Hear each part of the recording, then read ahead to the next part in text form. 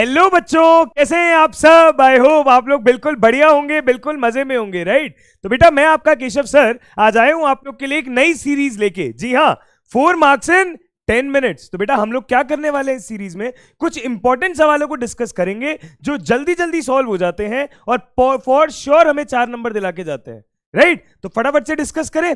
Okay साहब, तो चलो आज का जो टॉपिक मैंने आपके डिस्कशन के लिए उठाया है वो है केमिकल बॉन्डिंग। ठीक है, कुछ इंपॉर्टेंट फंडे हमें उसके डिस्कस करने हैं, एक एक करके डिस्कस करते हैं। तो बेटा यहां है मेरा पहला सवाल आप लोग के लिए। निम्न तत्वों के परमाणविक त्रिज्या का बढ़ता क्रम होगा, बता सकते हो क्या।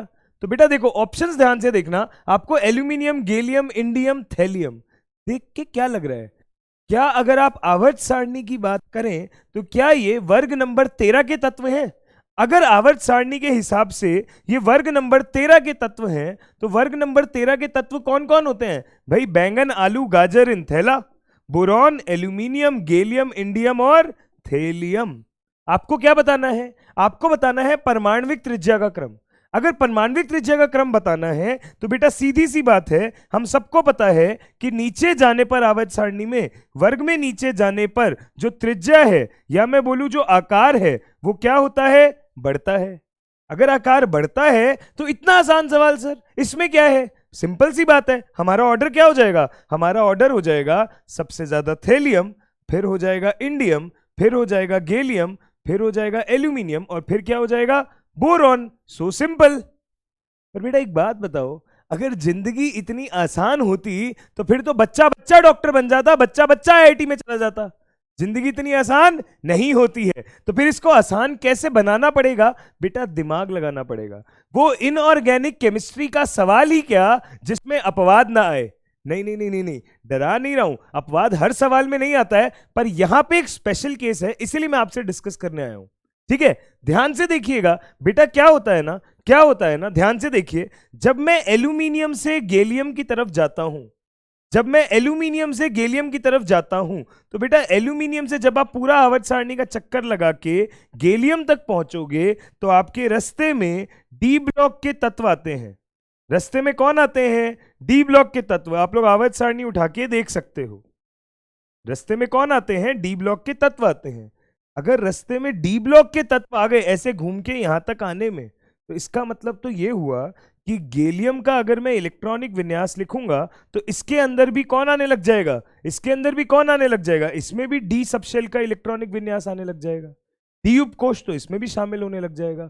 और बेटा याद करो एक बात कि डी उपकोष का जो परिरक्षण प्रभाव है वो कैसा होता है, बहुत ही कमजोर होता है। और अगर डी उपकोष का, डी कक्षक का परिरक्षण प्रभाव, स्क्रीनिंग इफेक्ट बहुत ही कमजोर है, तो इसका मतलब यहां पर आकार हमें लगता है बढ़ना चाहिए, पर ड्यू टू, क्योंकि यहां पर परिरक्षण प्रभाव बहुत ही कमजोर लग रहा है, यहां पर आकार क्या होता है, बढ़ने की बजाय क्या हो जाता है, घट जाता है। क्या हो जाता है, घट जाता है। तो जी हां, आपको बहुत ही ध्यान से समझना होगा, आपको बहुत ही ध्यान से देखना होगा। ये जो एल्यूमिनियम और गैलियम का केस है, जो एल्यूमिनियम और गैलियम का केस है बेटा, ये खरबूजा है। खरबूजा क्यों है, हमें लगता था कि आकार बढ़ना चाहिए और ये वाला क्रम आना चाहिए, पर गैलियम और एल्यूमिनियम के अंदर डी ब्लॉक के तत्वों की वजह से, खराब परिरक्षण प्रभाव की वजह से आकार में क्या आ जाता है, संकुचन आ जाता है। और ऐसे प्रभाव को हम कहते हैं,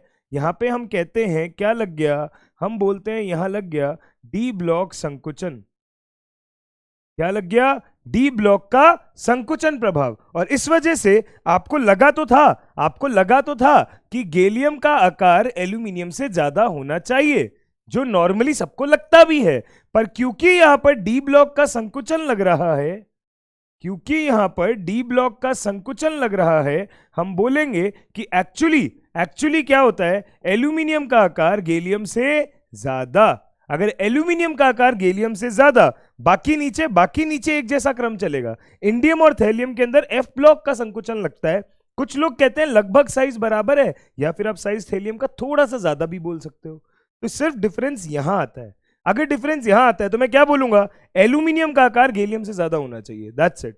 एल्यूमिनियम का आकार गैलियम से ज्यादा कहां है, यहां तो नहीं है, यहां तो गैलियम का ज्यादा है। यहां भी नहीं है और यहां भी नहीं है, हम बोलेंगे ये जो ऑप्शन है आपका ये करेक्ट ऑप्शन है। क्यों? ये कह रहा है नीचे जाने पर बाकी जगह तो आकार बढ़ रहा है, पर गैलियम और एल्यूमिनियम के बीच में जो आकार है वो किसका ज्यादा है? एल्यूमिनियम का ज्यादा है। समझ आई बात अच्छे से? कारण क्या था? डी ब्लॉक का संकुचन। जहां पे डी ब्लॉक आ जाएगा उसका खराब परिरक्षण प्रभाव आकार को बढ़ाने की बजाय घटा देगा। राइट, बहुत बढ़िया। आइए इसी तरीके से एक सवाल और देखते हैं। बेटा अगर एक सवाल और देखना है तो ये वाला सवाल, यार ये नीट के पॉइंट ऑफ व्यू से तो बहुत इंपॉर्टेंट है, जेई मेंस के पॉइंट ऑफ व्यू से भी बहुत इंपॉर्टेंट है। बच्चों को संरचना बनानी नहीं आती, स्ट्रक्चर बनाने के चक्कर में नंबर कट जाते हैं, तो स्ट्रक्चर बनाना बड़ा इंपॉर्टेंट है। ठीक है, सवाल क्या कह रहा है? सवाल कह रहा है इनमें से किस यौगिक में लोन पेयर की संख्या i3 माइनस के बराबर होगी। लोन पेयर की संख्या i3 माइनस के बराबर होगी। तो बेटा पहले तो ये समझें कि i3 माइनस में कितने लोन पेयर होते हैं।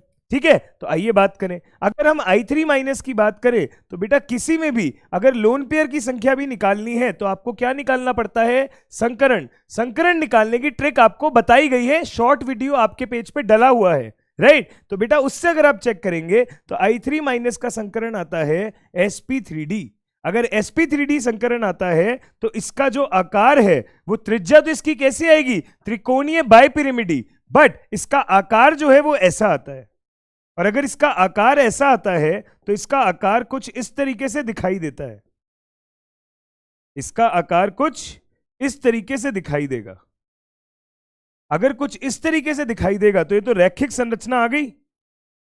अगर ये रैखिक संरचना आ गई है तो देखो i3 माइनस में कुल लोन पेयर की संख्या कितनी है? 9। तो आपको ऐसा ऑप्शन चेक करना है जहां पे लोन पेयर की संख्या कितनी आ जाए? 9। सही है, एक एक करके ट्राई करके देखते हैं। अगर मैं XeO4 की बात करूंगा तो यहां संकरण कितना आएगा? यहां संकरण चेक करने के लिए क्या करेंगे? हम फॉर्मूला लगा देंगे, हाफ इंटू S क्या होगा? 0, क्योंकि ऑक्सीजन क्या है तुम्हारा? डाइवेलेंट है ना। जिनॉन की वैलेंस शेल में 8 एटम और चार्ज है 0, तो 8/2 क्या हो गया? 4, और 4 का मतलब sp3 संकरण। अगर sp3 संकरण है तो XeO4 की संरचना कैसी हो जाएगी? कुछ ऐसी हो जाएगी। और अगर ऐसी हो गई तो बेटा इस जिनॉन पे तो लोन पेयर है ही नहीं। ऑक्सीजन वाले लोन पेयर अगर हर किसी पे तुम 2-2 भी काउंट करोगे तो 2, 2 4, 2 6, 2 8 लोन पेयर आए, जबकि हमें कितने चाहिए? 9। तो ये तो ऑप्शन नहीं हो सकता। राइट, अगर आप XeF2 की बात करो, अगर XeF2 की बात करो तो बेटा यहां जब तुम संकरण निकालोगे तो फ्लोरीन है 2, जिनॉन है 8 और लोन आपका चार्ज कैसा है? 0। आपका उदासीन स्ट्रक्चर है, तो बेटा यहां संकरण कितना आ रहा है? 5। अगर संकरण आ रहा है, x की संख्या आ रही है 5, तो संकरण हो गया sp3d। और अगर sp3d हो गया तो त्रिकोणीय बाइपिरामिडी होना चाहिए। अगर त्रिकोणीय बाइपिरामिडी होना चाहिए तो ध्यान से देखिए, जिनॉन और इस तरीके का स्ट्रक्चर होना चाहिए। अब 2 फ्लोरीन तो मैंने यहां लगा दिए और बचे हुए लोन पेयर कहां आ जाएंगे? इधर आ जाएंगे। अगर 2 फ्लोरीन मैंने ऊपर नीचे लगा दिए, बचे हुए लोन पेयर यहां आ गए, तो जिनॉन पे तो 3 लोन पेयर और यहां पे हर किसी पे कितने लोन पेयर? 3-3। तो यानी कि टोटल लोन पेयर की संख्या कितनी हो गई यहां पे? 9। तो यही है वो सवाल, यही है वो ऑप्शन जहां तुम्हारे लोन पेयर की संख्या किसके बराबर? i3 माइनस के बराबर। अब जो बच्चे बोलेंगे कि सर आपने फ्लोरीन ऊपर नीचे ही क्यों लगाया, आपने फ्लोरीन यहां यहां या यहां क्यों नहीं लगाया, तो बेटा सीधी सी बात है, हमेशा लोन पेयर को किधर रखा जाता है? इन पोजीशन पे। इनको हम क्या कहते हैं? Equatorial position.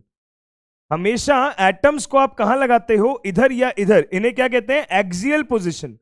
और लोन पेयर को कहां रखते हैं? हमेशा इक्वेटोरियल पोजीशन। तो एटम्स को लगाया एक्सियल पे, लोन पेयर को लगाया इक्वेटोरियल पे। स्ट्रक्चर आपका आ गया है और आंसर आपका क्या हो जाएगा? XeF2।